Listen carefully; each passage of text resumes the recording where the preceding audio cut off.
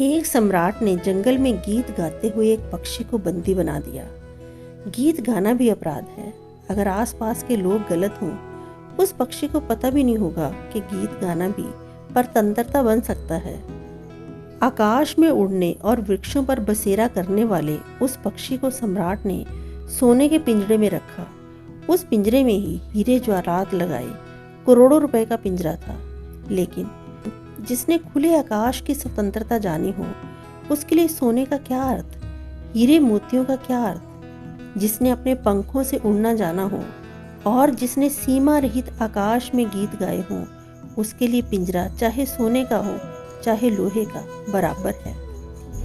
वह पक्षी बहुत सिर पीट पीट कर रोने लगा, लेकिन सम्राट और उसके महल के लोगों ने समझा वह अभी गीत गा रहा है। कुछ लोग सिर पीट कर रोते हैं, लेकिन जो नहीं जानते वे यही समझते हैं कि गीत गाया जा रहा है। वह पक्षी बहुत हैरान था, बहुत परेशान था। फिर धीरे धीरे सबसे बड़ी परेशानी तो उसे ये मालूम होने लगी। उसे डर हुआ कहीं ऐसा तो ना हो जाएगा कि पिंजरे में बंद रहते रहते मेरे पंख उड़ना ही भूल जाएं। कारागृह और कोई बड़ा नुकसान नहीं कर सकता, एक ही नुकसान कर सकता है कि पंख उड़ना भूल जाएं। उस पक्षी को एक ही चिंता थी कि कहीं ऐसा ना हो कि खुले आकाश के आनंद की स्मृति ही मैं भूल जाऊं। फिर अगर पिंजरे से मुक्त भी हो गया तो क्या होगा, क्योंकि स्वतंत्रता तो केवल वे जानते हैं जिनके प्राणों में स्वतंत्रता का अनुभव और आनंद है। अकेले स्वतंत्र हो जाने से ही कोई स्वतंत्रता को नहीं जान लेता। अकेले खुले आकाश में छूट जाने से कोई स्वतंत्र नहीं हो जाता। उस पक्षी को डर था कहीं परतंत्र रहते रहते परतंत्रता का मैं आदी न हो जाऊं। वह बहुत चिंता में था कि कैसे मुक्त हो सकूं। एक दिन सुबह सुबह एक फकीर को गीत गाते उस पक्षी ने सुना।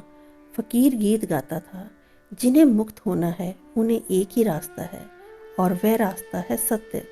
जिन्हें स्वतंत्र होना है उनके लिए एक ही द्वार है, वह द्वार है सत्य। और सत्य क्या है? उस फकीर ने अपने गीत में कहा कि सत्य वह है जो दिखाई पड़ता है। जैसा दिखाई पड़ता है उसे वैसा ही देखना, वैसा ही जानना, वैसा ही जीने की कोशिश करना, वैसा ही अभिव्यक्त करना। और जो सत्य को उपलब्ध हो जाते हैं वे मुक्त हो जाते हैं। उसके गीत का यही अर्थ था। यही सड़कों पर गाते हुए गुजरता था। मनुष्य ने तो नहीं सुना, लेकिन उस पक्षी ने सुन लिया, क्योंकि पक्षियों को अभी खुले आकाश का अनुभव है। मनुष्य तो खुले आकाश का सारा अनुभव भी भूल गया है। पक्षियों को तो पता है कि उनके पंख उड़ने के लिए हैं।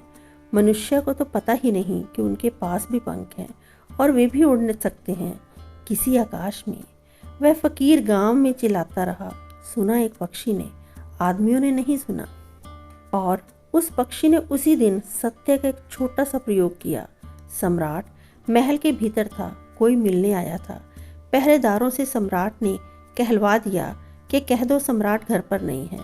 तभी उस पक्षी ने चिल्लाकर कहा कि नहीं, सम्राट घर पर है। और ये सम्राट ने ही कहलवाया है पहरेदारों से कि कह दो मैं घर पर नहीं। सम्राट तो बहुत नाराज हुआ। सम्राट ने कहा, इस पक्षी को तत्क्षण महल के बाहर कर दो। महलों में सत्य का कहाँ निवास? वृक्षों पर बसेरा हो सकता है, लेकिन महलों में बसेरा सत्य के लिए बहुत कठिन है। और वह पक्षी स्वतंत्र हो गया। वह पक्षी तो नाचता था। वह पक्षी बाहर कर दिया गया, लेकिन उस पक्षी को तो मन की मुराद मिल गई। वह तो खुले आसमान में नाचने लगा। उसने कहा, ठीक कहा था उस फकीर ने कि अगर मुक्त होना है तो सत्य ही एकमात्र द्वार है।